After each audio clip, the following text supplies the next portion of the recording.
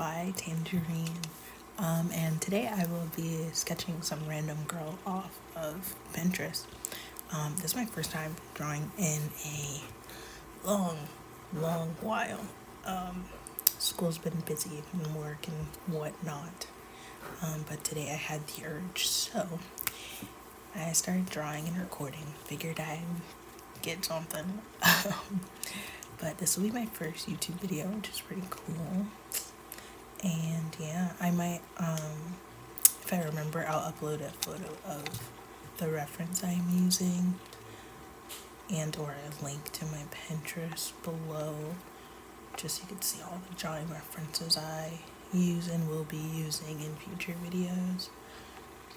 And yeah, I love the sketch using an erasable red pen or pencil, colored pencil that I love. Just look at that red is beautiful. I love her and her nose. Mwah. Beautiful. And here I am using my gouache, just using some old colors off my palette, which I don't think you're supposed to do, but I figured why waste the paint. And unfortunately I started off with a red base color, which I kind of regret. Although it did come together in the end, it was not really the look I was going for. I think after I already laid the color, I was like, wait, I kind of want to use blue, but it was too late at that point, so we just committed. And here I am just adding more layers, trying to add some depth to it. Again, mixing colors, the usual. This is probably my 4th or 5th time using gouache on a painting. And I believe this is my Canson mixed media paper, which held up pretty nice considering all the layers I did. As I'm trying to get that depth and that color that I wanted for her face. Yeah, I think an issue I did have with the gouache was just figuring out the balance of water to paint ratio, because at times it would be a little too runny and it would just not be as opaque as I wanted, and then I'd have to go back over it and again to make it that right consistency that I wanted. You'll see later with the hair, the first wash that I do looks like straight watercolors.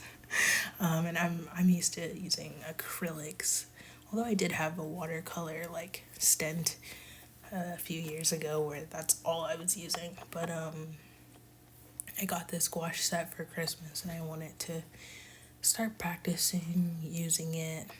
And I think I'm getting a bit better, but here comes that hair. You see how thin that color is? I mean, it did work out good as a base. And I guess this is me getting that blue color back that I wanted to use initially.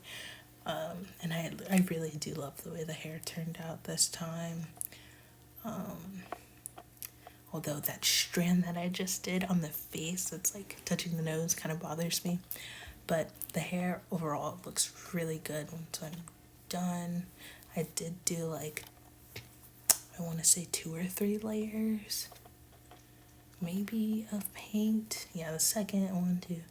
Maybe 4 layers of paint just to get that nice shine that I wanted.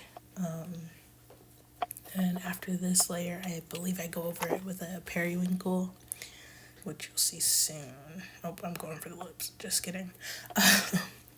Yeah, I did the lips and did that nice dark lip liner, which I love. Yeah, I had to go back over the lips twice because I did that bottom lip a little bit too small and I didn't balance it out. Yeah, that's where it is.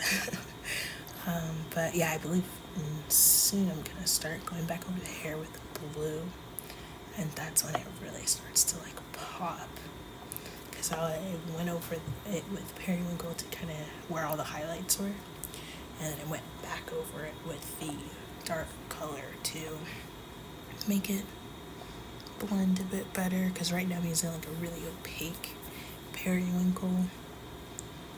And then I went back over, with a nice watery dark blue, but not as watery as that first wash, a little bit more opaque. And I really love the way the hair turned out. It's just so vibrant and hobby. Yeah, I really love my hair. I think that was probably my favorite part of this art process today. Yeah. And yeah, and I really did keep that nose in. I often have a hard time keeping track of where the nose is when I am painting in an opaque medium. Painting over that sketch, I'm like, wait, you know. But this time I did pretty good.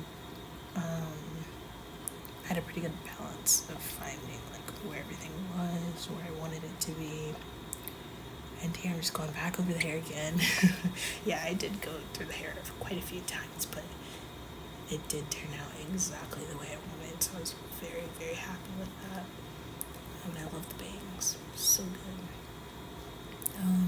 And then I believe I will start with the eyes pretty soon. I do wish I had changed the shape of the right eye just a little bit. And it is kind of red because, again, that pink was kind of everywhere initially.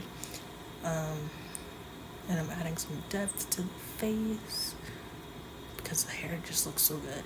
The person just starts to look really flat, like so flat. But this, a few shades here, a few lighting here, to kind of add some depth to the face so you can see like that it's not just a flat person. And yeah, I really enjoyed this process. I decided today was the day that I was gonna start posting, so here we are doing the audio recording and all tonight. That way I can post it today. And yeah, it's pretty exciting. I'm adding some highlights to the eyes, and yeah, the eyes lightened up a little bit because, again, that pink was making her look a little high. It's making her look a little high, and it's not really what I was going for. Not in this picture. Yeah, and I'm going over the bottom with the green. Not very opaque. I don't really like this color. I think I should have chosen like a purple maybe, or if I was gonna go green, I should have went like with either a darker, almost black kind of green. But I do love this background orange that I decided. Really, again, makes hair pop. I feel like that's the main thing I want the audience to look at is the hair because it does look so good. Oof, oh no. And then I went over the bottom with like a neon green or yellow. I don't like that. I definitely would change that in the future.